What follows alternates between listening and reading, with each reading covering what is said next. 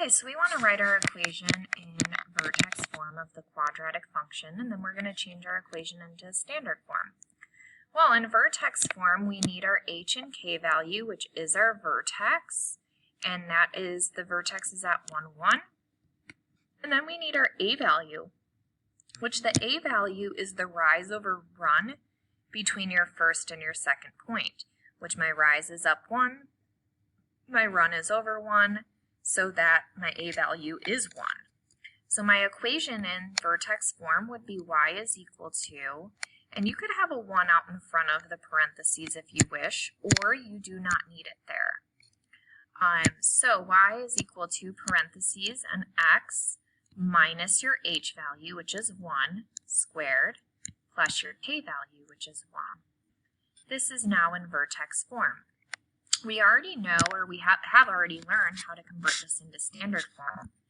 We are going to either FOIL or use the shortcut method. I square my first term, which is x. I multiply these two together, which would give me a negative 1x, and then I multiply by 2 to get a negative 2x. And then I square my last term, a negative 1 squared the 1, and then I cannot forget about this plus 1 on the end. And now I just combine like terms. Y is equal to an x squared minus a 2x plus a 2.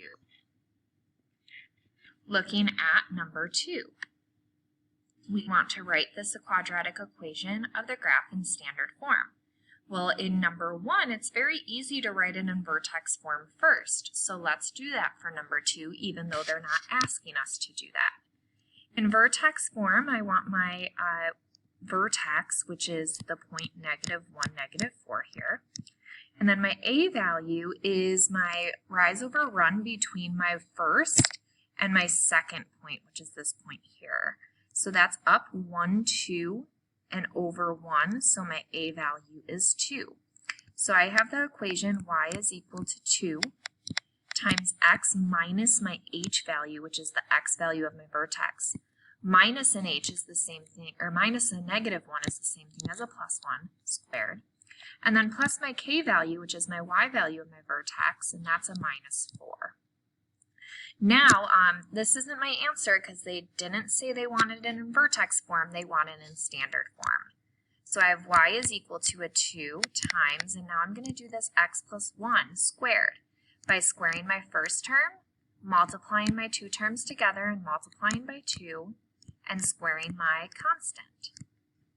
Now I'm going to distribute my 2 into parentheses.